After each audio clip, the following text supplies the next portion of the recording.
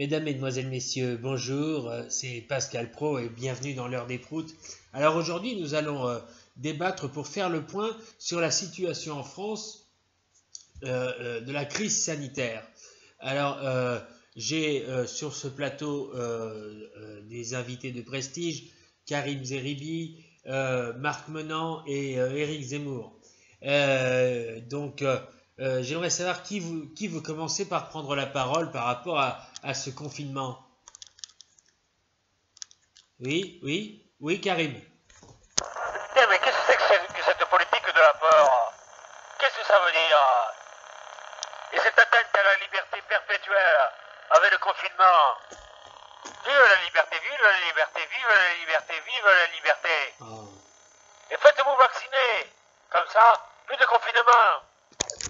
Mais enfin, mais Karim, c'est insupportable ça. C'est pas le propos dans le débat. C'est comment faire pour se débarrasser de cette crise sanitaire. Et vous nous parlez de vaccin, alors que le vaccin n'est même pas encore là. Alors arrêtez. Arrêtez parce que je vais m'énerver, hein. Alors, bien sûr, les gens ont les nerfs à vif en ce moment. Je veux bien sûr parler, par exemple, de René Malville, qui était chroniqueur chez Cyril Hanouna depuis hier soir, il ne l'est plus. Alors, qu'est-ce qui s'est passé? Il en veut à Benjamin Castaldi et à Jean-Michel Maire, tout simplement parce qu'il vient de s'apercevoir que les deux, à eux seuls, ne représentaient même pas un cerveau entier. Alors, nous allons écouter Jean-Michel Maire pour savoir ce qu'il a à dire sur cette petite crise dans l'émission Touche pas à mon poste. Et vous, Karim, arrêtez! Mais en fait, je comprends pas la réaction de René. Parce que on est là, on déconne. Moi, par exemple, l'autre jour, Cyril m'a demandé de mettre un tutu. J'en ai pas fait toute une histoire. Franchement, René, moi j'ai du mal du professeur Raoult, mais parce que je suis un faillot. Je faillote avec les autorités et j'aime ça. Voilà, j'adore ça. Hein. Alors, René, ne quitte pas l'émission pour des trucs aussi débiles. Reste avec nous. Hein. Et puis, continue de te faire humilier. C'est chouette l'humiliation. Non mais attends, toi, tu te prends pour qui? Hein, tu te crois quoi? Hein, pour qui tu te prends? Jean-Michel Merde là, hein? Tu n'es qu'un cacaboudé, un bobo parisien. Nous à Marseille, on a les plus belles filles, les plus beaux voyous, on a le plus beau soleil, on a les plus beaux paysages. Vous avez quoi à Paris? À part toi, Jean-Michel Merde. Hein? Et ça le bobo, je me tire d'ici, moi. Hein, parce que moi, me faire attaquer à 73 ans, je m'en bats les couilles, moi. Je m'en bats les couilles de cette émission de merde, là. Alors là, je suis pas d'accord, parce que moi j'aime beaucoup Marseille. Moi, je me suis tapé toutes les gonzesses de Marseille. Les gonzesses de Marseille, tu leur dis Jean-Michel Maire, elles jouissent. Alors, franchement, je comprends pas, René. Hein. Allez, reviens, René, reviens. Mais reviens. Bien, alors ça, c'est extraordinaire. Karim Zeribi est vexé, il vient de quitter le plateau, je comprends pas pourquoi. Bon. Alors, Éric Zemmour, qu'avez-vous à dire sur la situation liée à la crise sanitaire? Alors moi, disons-le clairement, Pascal, j'ai un scoop. Ah, c'est intéressant, c'est intéressant. Allez-y, Éric, donnez-nous votre scoop. Mais allez-y, donnez-le. Le Covid-19 vient d'Afrique. C'est la faute des Noirs et des Arabes. Oh mais non. Mais allez-y, mais pas voyons, allez-y, contredisez-moi, mais allez-y. Alors, monsieur Zemmour, arrêtez. Vous n'êtes pas là pour faire une propagande raciste.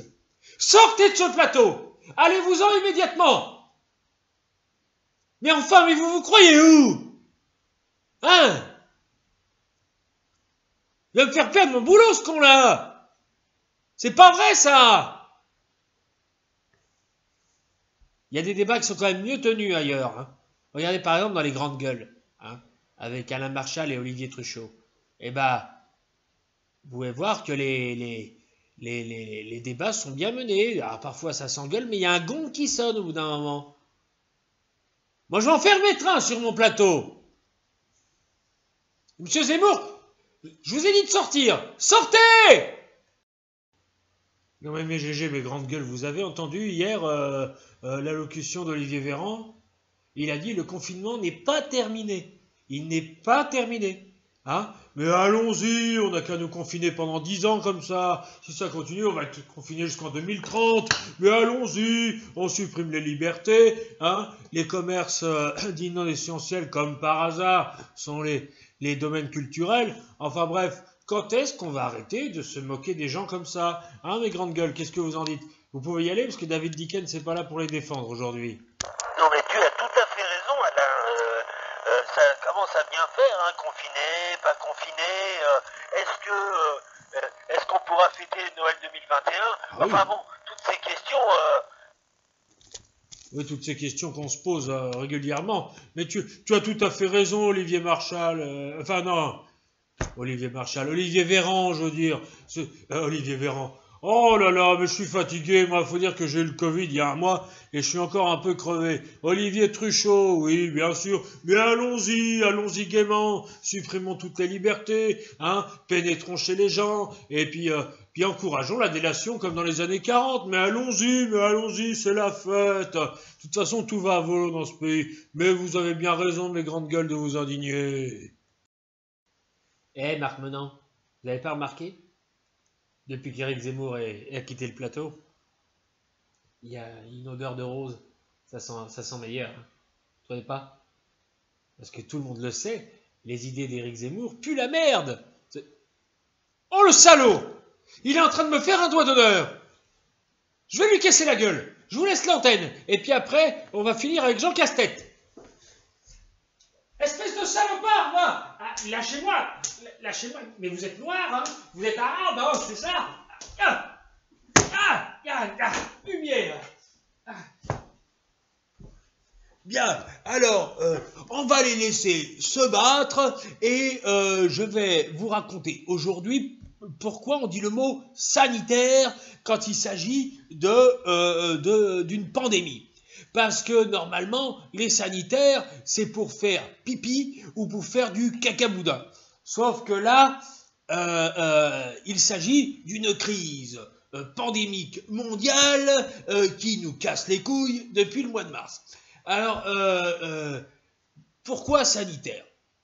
Eh bien, ça remonte à très loin, au Moyen-Âge, quand Henri IV, eh bien, après avoir créé sa poule au pot, et juste avant de se faire assassiné par Ravaillac, eh bien, alla au cabinet et pour faire du cacaboudin. Alors vous allez me dire, à l'époque d'Henri IV, il n'y avait pas de cabinet. Les gens chiaient derrière les portes ou alors dans des pots de chambre. Mais lui, c'était le roi. Donc lui, il avait plus de confort. Bon, c'était aussi un gros porc qui passait son temps à chier derrière les portes parce qu'il était nostalgique de l'époque où il pouvait faire du cacaboudin n'importe où. Mais là, il fait caca dans les cabinets et il dit « Ouh, je me sens bizarre. Je suis malade. J'ai l'impression que je vais crever. » Et il avait raison puisque Ravaillac lui a planté un couteau dans le bide juste après. Mais Henri IV a trouvé là un nom aux crises de maladie, des crises sanitaires. Vous comprenez? Si vous ne me croyez pas, allez sur Wikipédia et vous verrez que vous trouverez la vraie signification du mot sanitaire. Voilà. Oh bah tiens, c'est pas de chance. Ils ont tous quitté le plateau et ils ont éteint les lumières. Je me retrouve tout seul, comme un clébard. Je suis quand même Premier ministre, j'ai droit au respect. Bien. Alors, avec le vaccin, il y a un espoir qu'on se sorte de cette crise. Et moi, Jean Casse-Tête, avec l'aide d'Olivier Véreux, eh bien, je suis là pour vous casser vos espoirs. Et je tiens à remercier Monsieur Jérôme Salomon, qui a mis du cœur à cet ouvrage. Oui, le taux de dépression nerveuse a augmenté considérablement depuis le début du confinement. Mais nous allons continuer ce confinement. Si vous n'êtes pas content, c'est pareil. Il a raison, Manu Macron. Vous êtes des minables. Vous êtes des nuls. Alors, je vais vous exposer l'intérêt de ce confinement en 300 000 points. Le premier point, c'est parce que pendant ce temps-là, on peut permettre à Amazon de renflouer ses caisses et faire crever les petits commerces. Et les lobbies, eux, pendant ce temps, ils se gavent. Les assurances augmentent considérablement et nous, on n'intervient pas. Ben oui, c'est tenu par nos copains, par les actionnaires. Dans ce premier point, je vous préviens, ça va être long, mais ce que je dis là est nécessaire. Ouais, vous coucherez moins idiot ce soir. Alors donc, pour ce qui est du premier point, je dirais ceci. Ta gueule!